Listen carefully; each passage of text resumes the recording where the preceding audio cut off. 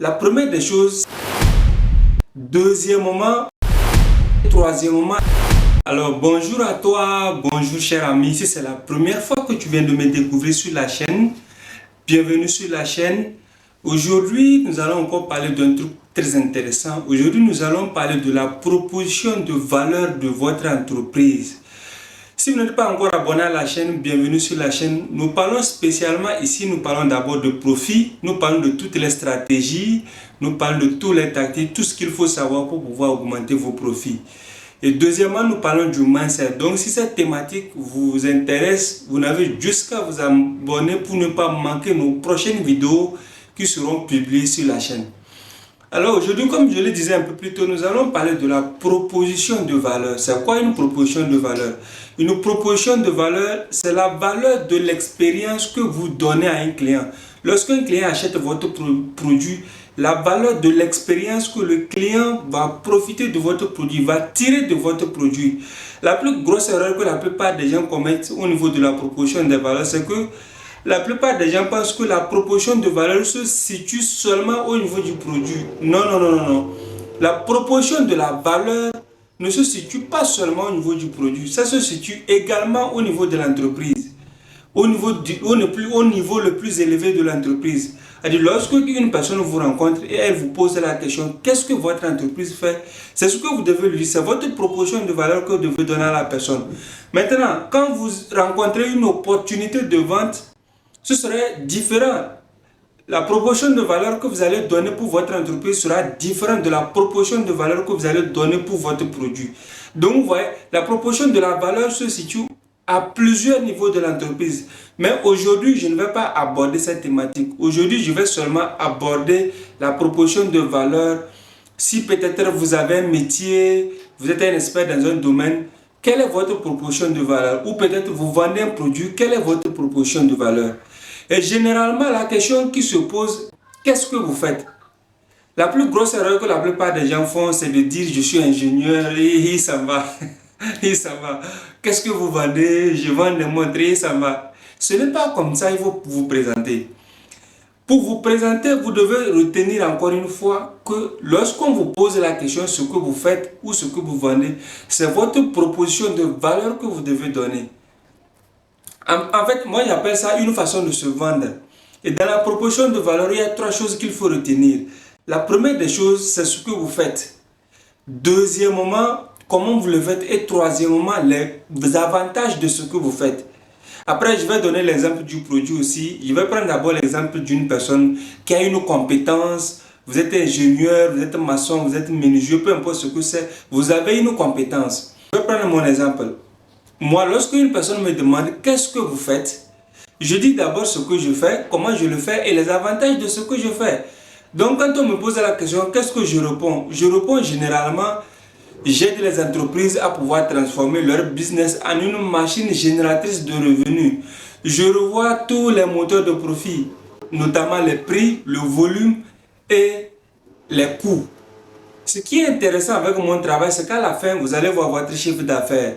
Vos revenus, vos ventes vont s'augmenter, votre entreprise va croître. Et ce qui est plus intéressant, c'est que vous allez pouvoir vivre cette vie que vous voulez vivre parce que vous allez commencer par gagner beaucoup d'argent. Voici ma proposition de valeur. En une minute, j'ai déjà tout dit. Ce n'est pas que vous allez réciter, vous allez commencer une récitation. Non, non, non. Vous avez jusqu'à réfléchir sur ce que vous offrez par rapport à votre compétence. Qu'est-ce que vous faites? Comment vous le faites?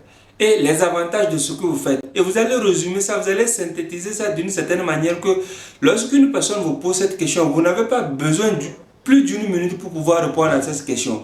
Par exemple, ce que je viens de donner, vous allez voir, si je dis par exemple, j'aide les entreprises à transformer leur business en une machine, ça ne va pas intéresser les gens.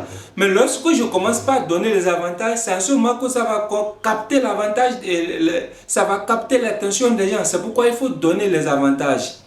Et au niveau de comment vous le faites, le fait de donner comment de ce que vous faites va vous rendre crédible vis-à-vis de ce que vous dites, va vous rendre crédible vis-à-vis de la personne qui est en train de vous écouter. C'est pourquoi il faut également donner le comment. Donc je reprends encore les trois éléments. Si une personne vous rencontre, quelle est votre proposition de valeur en tant que consultant, en tant que coach? Quelle est votre proposition de valeur? Donc, vous devez d'abord dire ce que vous faites, comment vous le faites et les avantages de ce que vous faites. Maintenant, prenons le cas d'un produit. Vous êtes en train de vendre un produit et on vous demande qu'est-ce que vous vendez. Ou peut-être vous devez formuler une proposition de valeur pour pouvoir vendre un produit. Comment vous devez faire dans ce cas? Également, la plupart des gens commettent la même erreur. Qu'est-ce que vous vendez? Je vends du pizza, c'est fini. Non, c'est pas comme ça. Il faut faire des choses d'une façon élégante. Et c'est cette élégance-là qui va capter l'attention de la personne qui est en face de vous. Au niveau de la proposition de valeur pour un produit, c'est également valable. La première des choses que vous devez dire, c'est ce que vous faites. Et la deuxième des choses, comment ce que vous faites améliore la vie de votre client. Et la troisième des choses, les coûts, c'est-à-dire ce que le client ou l'interlocuteur va dépenser pour pouvoir acquérir ce que vous êtes en train de vendre. Vous allez me demander, mais donnez encore le coût. Ça sert à quoi? C'est ce que vous faites quotidiennement. Quand vous dites à une personne, je vends ceci, je vends par exemple des pizzas, mon pizza coûte à 2500, c'est la même chose. Pourquoi il faut donner le prix de ce que vous faites?